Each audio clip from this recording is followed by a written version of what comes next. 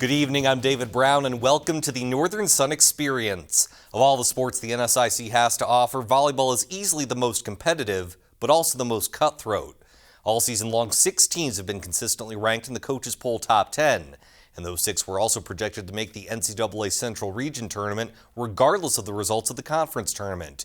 We'd soon find out if that held true. The top seed Concordia St. Paul hosted number 8 Minnesota State in the quarterfinals. Golden Bears showing some finesse early on. Hope Schiller serving up no hope for the Mavericks. She notches the service ace to give CSP an early lead.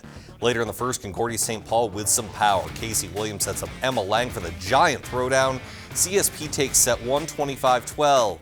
Second set, Lang continues to hammer things home. She gets the kill off the setup from Anna Schlake. Golden Bears take set 2, and they would finish it off in set 3. Schlake with the setup last time, the put down this time for the match point. Concordia St. Paul sweeps Minnesota State 3-0. CSP would take on the winner between number 5 Winona State and number 4 Augustana. Vikings hoping to get some home court advantage against one of their fiercest rivals. Lauren Waite can't wait to put that one home for the kill. Augie takes set 1, 25-20. Set 2 was a classic, neither team giving an inch until Maria Freuchti's shot is too much for the Vikings. Winona State takes set 2, 34-32. And the Warriors would use that momentum for the rest of the match. Freuchti's kill goes between the Augie defenders, and then at match point it's Maria Rage putting it away for Winona State. The Warriors advance past the Vikings 3-1. Winona State is responsible for 3 of Augustana's 5 losses this season. The second seed, Southwest Minnesota State, hosted number 7 Sioux Falls in the quarterfinals. First set, Megan Larson lobbing it up for Sarah Parker, hammering it home. Larson had a game-high 39 assists for the Mustangs. Second set, SMSU shows off its defense. Isha Oden and Brooke Borchardt team up for the block at the net. And later in the match, more power from SMSU as Oden rises up and sends it the other way. And then it's Taylor Reese. She had a match-high 16 kills, including one right here. Southwest Minnesota State over Sioux Falls, 3-0.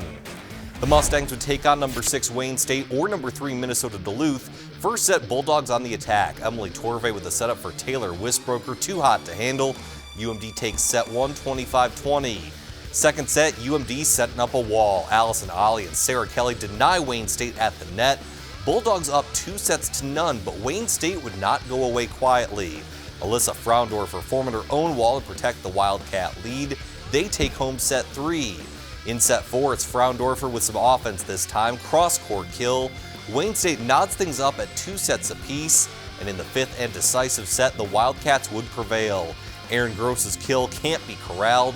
Wayne State comes back from a 2-0 hole to top Minnesota Duluth 3-2. So the Wildcats' victory set up a semifinal matchup with the Mustangs of SMSU, and it was Southwest that came out firing. Brooke Borchardt with a cross-court kill. The Mustangs take set 1, 25-12. Second set, SMSU on the attack. Again, Taylor Reese hits the floor. She once again led Southwest with 15 kills. Third set, Mustangs putting things away. Reese had 15 kills. Isha Oden had 14, including this one. SMSU advances to the conference championship with a 3-0 sweep of Wayne State. Concordia St. Paul taking on Winona State in the other semifinal. Sarah Masick right down the middle for the set 1 kill. CSP with an early lead. Second set, Golden Bears showing off both power and precision. Casey Williams to Riley Hansen, nailing it to the back left corner. Match point for CSP, and see if this sounds familiar. Casey Williams to Riley Hansen once again. Williams had 42 assists. Concordia St. Paul with another sweep, 3-0 over Winona State. So that set up a championship match between number 1 and number 2, the Golden Bears and the Mustangs. CSP with some defense early. Isha Oden goes up, but is blocked by Mariah Sampson and Riley Hansen. The Golden Bears take set 1. Set 2 would be the most pivotal. Taylor Reese goes up for the cross-court kill. That evens things up at 24. The back-and-forth affair would remain neck and neck until Anna Schlake finds a soft spot in the defense. Concordia St. Paul takes set 2, 27-25. They would finish things off in the third. Emma Lang and Riley Hansen teaming up on the block that ricochets the other way. Concordia St. Paul wins its second straight conference tournament championship, sweeping all 3 matches, culminating in a 3-0 win over Southwest Minnesota State. So the Golden Bears, by virtue of winning the conference tournament, get the automatic bid to the Central Region tournament. Having been projected as the top seed beforehand, obviously nothing changed, and Concordia St. Paul will host the Central Region, and for the first time, 6 NSIC teams will be represented in the region. No controversy like last season where a couple of top 10 teams were left out of the field. And here are your quarterfinal matchups. The first one is at noon on Thursday, December 1st, as the 6-seed Augustana squares off with the 3-seed Nebraska Kearney. At 2:30, it's an NSIC semifinal rematch as number 2 Southwest Minnesota State battles once again with number 7 Wayne State. At 5 p.m., it's the 4-5 matchup between a couple of conference schools, with Minnesota Duluth taking on Winona State. And finally, at 7:30, it's the host school Concordia St. Paul battling number 8 Southern Nazarene out of Oklahoma. Central Region semifinals are on Friday the 2nd, with the region championship on Saturday the 3rd. Well, coming up next, we turn our attention to the Division II football playoffs to see how Sioux Falls and Minnesota Duluth fared in their first-round matchups. The Northern Sun Experience on Midcoast Sports Network is presented by Sanford Orthopedics and Sports Medicine and Dakota Land Honda.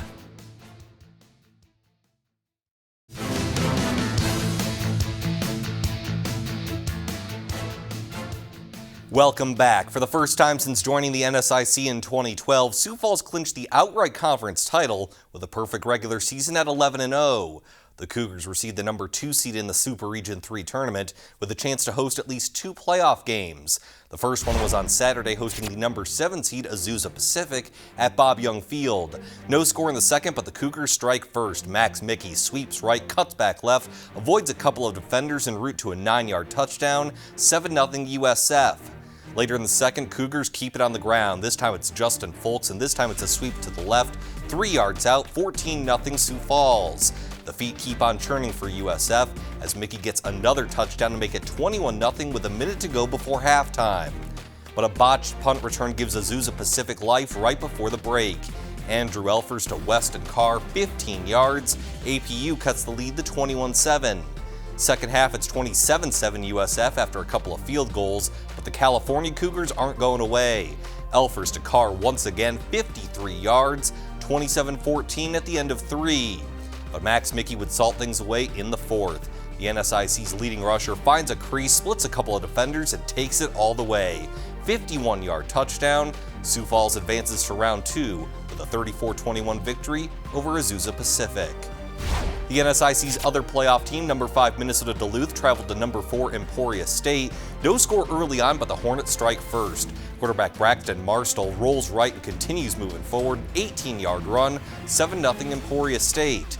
The Bulldogs strike back on their next possession. Drew Bauer pump fakes, then fires deep to Jason Baltz. 38 yards, 2-point conversion, no good, so UMD's down 7-6. Emporia State responds less than a minute later. Marstall on the slant to Lewis Daly, 45 yards to Pater, 14-6 Hornets.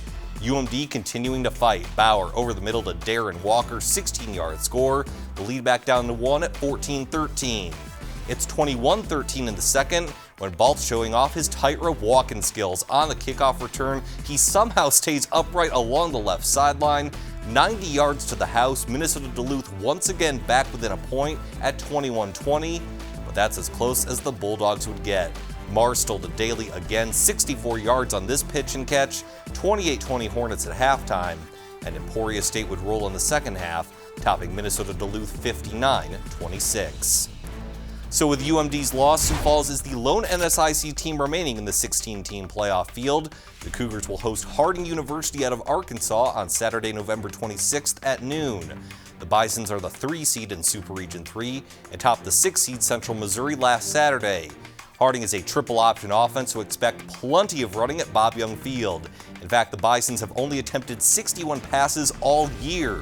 The winner of that game will face the winner of number 4 Emporia State against number 1 Northwest Missouri State. When we come back, although Sioux Falls may be the only NSIC team left, we reflect back on the 2016 football season by highlighting some of the all-conference honorees.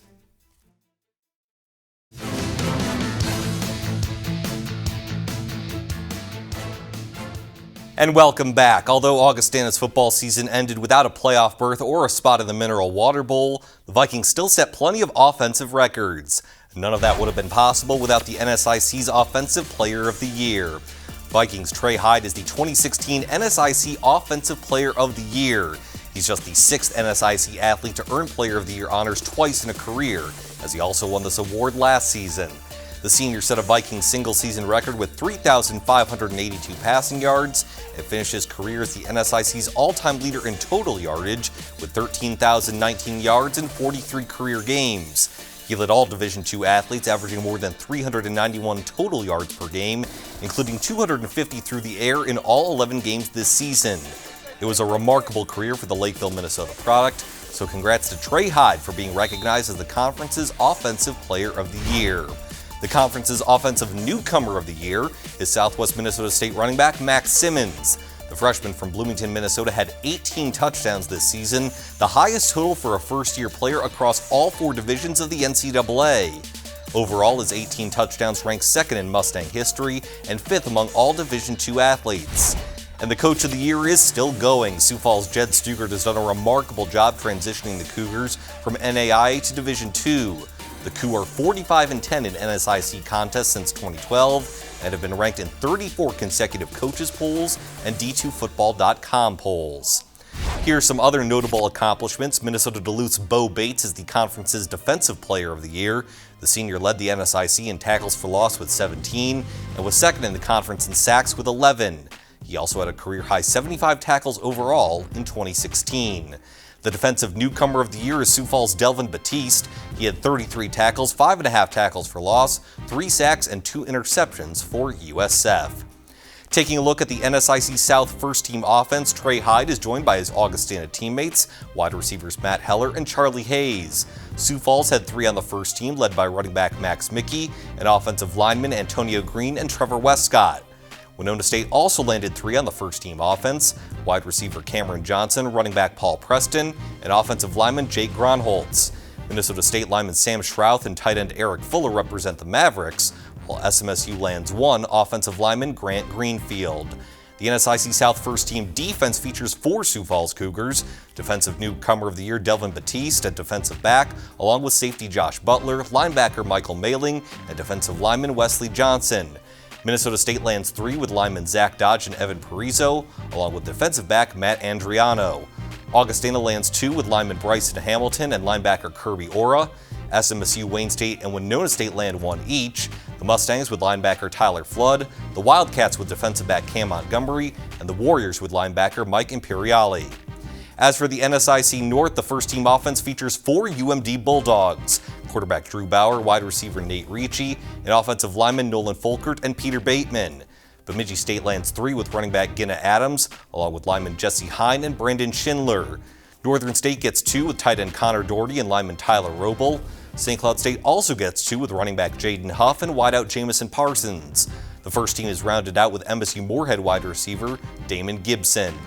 The NSIC North's first-team defense is led by 5 Bemidji State Beavers, linebackers Jamison Evans and Tristan Ross, defensive backs Damon Benham and Gunnar Olszewski, and lineman Alex Burgess.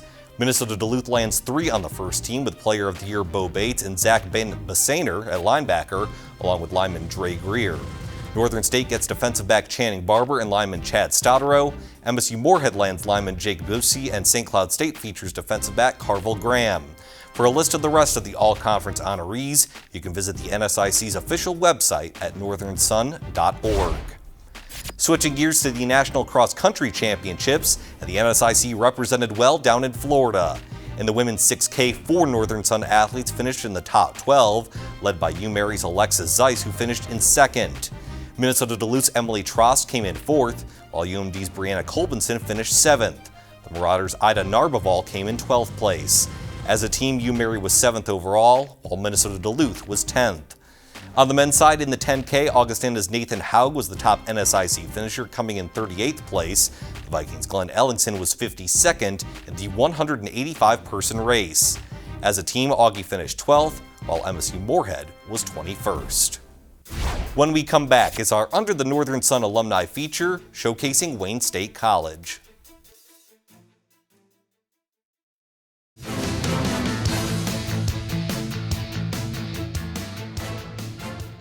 Welcome back. It's time to name another member to the NSIC's 25th anniversary team. And this week's inductee isn't too far removed from making a name for himself. Congrats to former Minnesota State defensive lineman Josh Gordon. Number 95 was a 2-time NSIC Defensive Player of the Year, as well as a 2-time All-American. Gordon graduated in the spring of 2016 and attended minicamp with the NFL's Kansas City Chiefs. Well, you saw Wayne State get the 7th seed in the Central Region Volleyball Tournament earlier, and this is despite being consistently ranked in the top 10 of the coaches' poll overall. But that level of competition is why one Wayne State alum went back to his roots to help the volleyball team. Here's the Wildcats Under the Northern Sun Alumni Feature on head coach Scott Kneifl. Wayne State College is known in northeast Nebraska as being an institution that graduates quality teachers, educators, and coaches.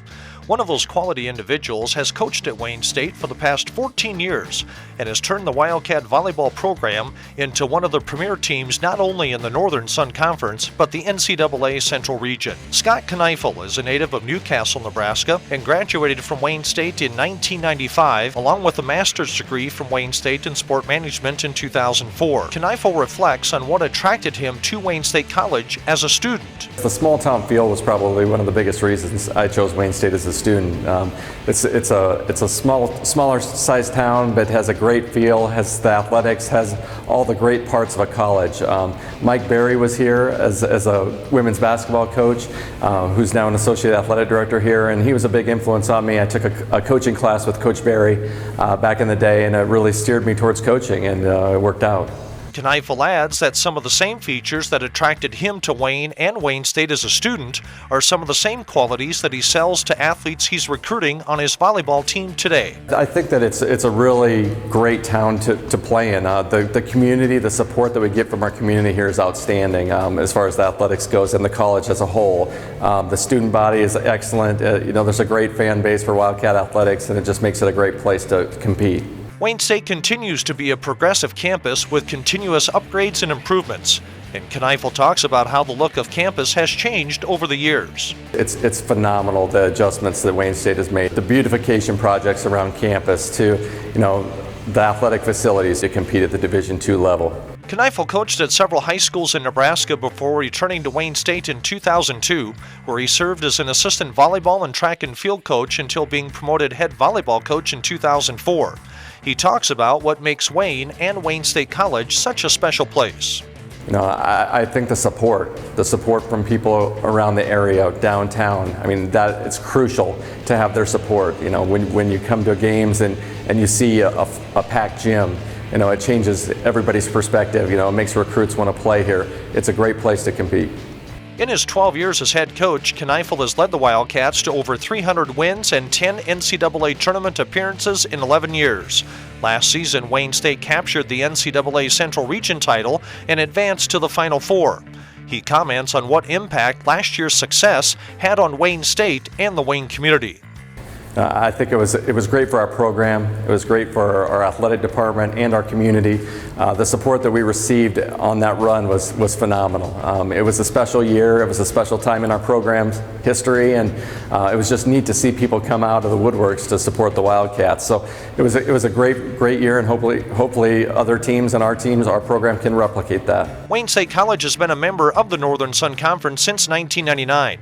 And Kneifl talks about how Wayne State is a great fit for the league. We really feel like it's the toughest, Division II conference in the country. The Northern Sun is an incredible league in all sports, and our sport, volleyball, it's the premier sport. So it makes it really exciting, and I think Wayne State's a great fit for the Northern Sun. The size of town, the fan base, all those little things that make the Northern Sun special, Wayne State has.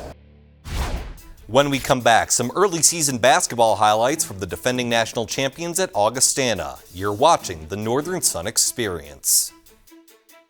The Northern Sun Experience on Midcoast Sports Network is presented by Sanford Orthopedics and Sports Medicine and Dakota Land Honda.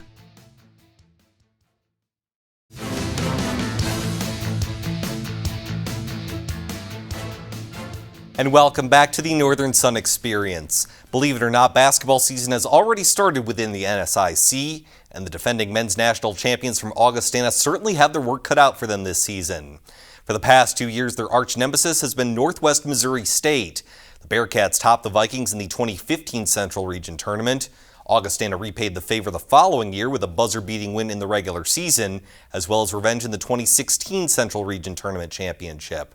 Last Thursday, Augustana finally paid a visit to Maryville, Missouri to see Northwest home court. And early on, it was the Bearcats stud point guard making the difference again. Justin Pitts nails the three from the left elbow. He had 34 in that region championship last season. Later in the half, one of the newbies helping out for Augustana, Mike Busak, the Minnesota State transfer, nailing the three, but he shot just 4 of 15 overall. Bearcats would build a 24-point lead in the first 20 minutes. Pitts leads the fast break, gets another three. He had 24 on the night. Second half, Vikings trying to keep pace. Jordan Spencer nails the step back. He had a career-high 24, but it would not be enough as Northwest Missouri State tops Augustana 82-71. Augie would hope for some better luck Monday night in their first conference game against Wayne State. Championship banner unveiled at Sioux Falls Arena. Wildcats would push the Vikings all game long. Matt Thomas nailed the three. Wayne State led by 5 late, but Augustana would battle back. It's Levi Jansen, Dan's younger brother, for three. We would go to overtime tied at 86, and in the extra frame, the Vikings would pull away. Adam Byer posts up and gets the friendly bounce plus the foul. Augustana survives, topping Wayne State 94-87. The Vikings are now 4-1 overall on the season. Once again, a thank you to all of our NSIC member schools for their time, video, and contributions to this week's show. We'll have a complete preview of the Central Region Volleyball Tournament next week, so tune in next Thursday for an all-new Northern Sun experience.